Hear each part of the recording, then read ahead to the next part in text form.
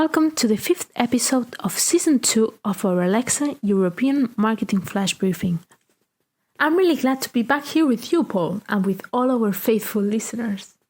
We're happy to have you back, Anna, especially with this edition's focus on innovation in Germany and a vision of life after COVID-19. Yes, a positive look ahead into the future. There is a lot of original thinking coming from Germany, especially in the field of trend analysis.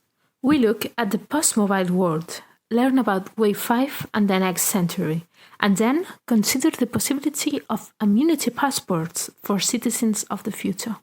I can't wait. Jetzt geht's los.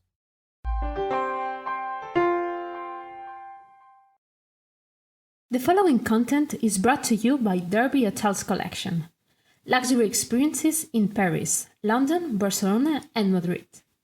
Enjoy a special 10% discount with the code BVAlexa at derbyhotels.com.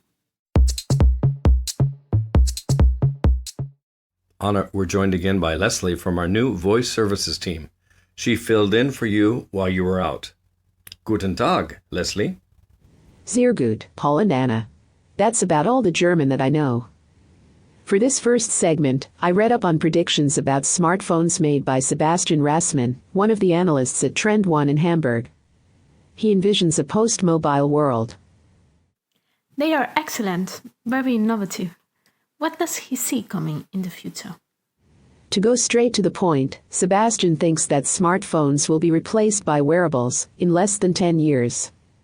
And it's interesting because he says it's not only because of technological innovations. There is also a moral component involved.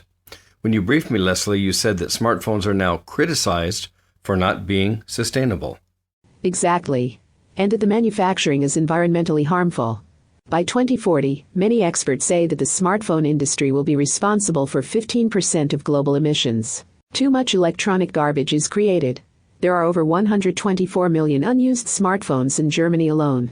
And also... Yes, sorry to interrupt, but it is alarming. The raw materials for our iPhones cause social conflicts, especially in African mines where working conditions are often terrible.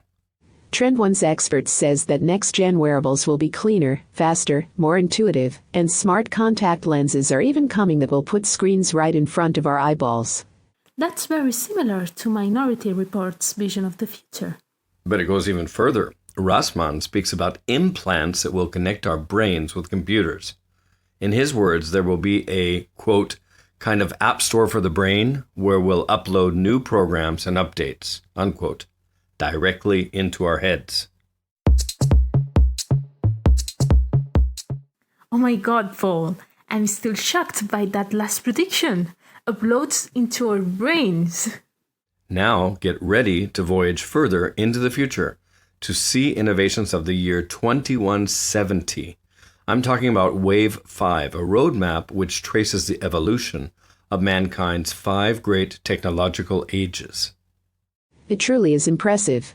Beginning with the Industrial Revolution in 1770, it progresses through 4 more eras. Yes, the second wave, electrification, beginning in the 1870s, followed by the current wave in which we are now living, the computing era. So where does TrendOne say we will go from here, Leslie? To the age of superintelligence, which your German colleagues see beginning around 2070. The final and 5th wave, interstellar society, is where things really get wild. Jeez, when will that begin and what happens? Is it scary? Do we even still live on Earth? Well, yes. And no. In the 4th wave, the futurists foresee the first mission to Mars by 2048, at the latest, with large-scale space tourism then the norm in the 2070s. The first humans born away from Earth will come in the same decade. As the 5th wave reaches the year 2150, mankind finally will be due to make its first contact with extraterrestrial intelligence. E.T., phone home. Of course, there is much more to say about Germany's Wave 5 vision. Check out the infographic and more resources in our blog post for this episode at blog.bevirtual.com. In my notes here, I see that another innovation being discussed in Germany are so-called immunity passports. What are they exactly? Well, since you cited Tom Cruise's famous sci-fi movie earlier, let me mention another. Gattaca, with a very handsome Jude Law. I thought of Gattaca too, to be honest.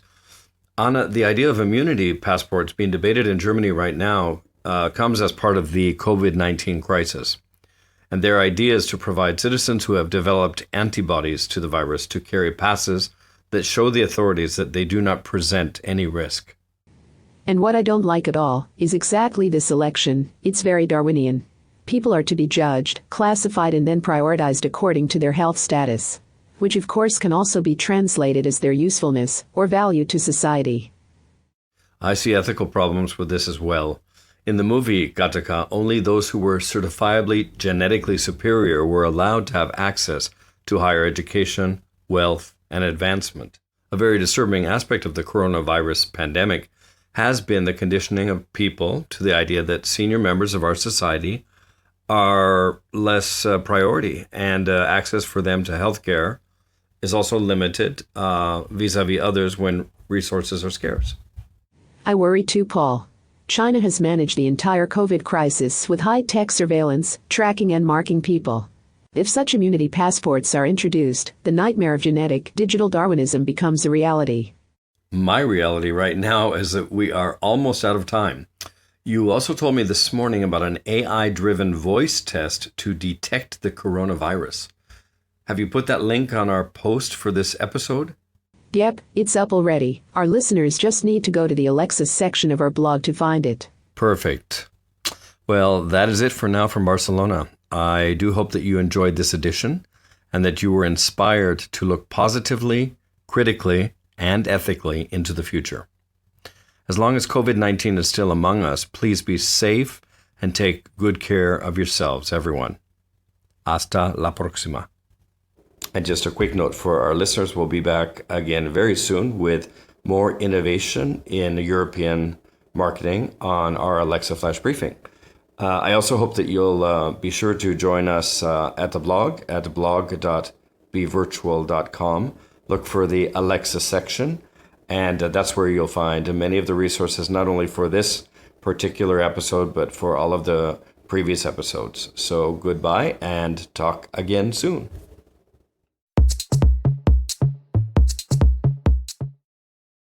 This flash briefing is brought to you several times a month by Barcelona Virtual, a European internet pioneer. To visit us, type the letter B together with virtual.com. That's bvirtual.com.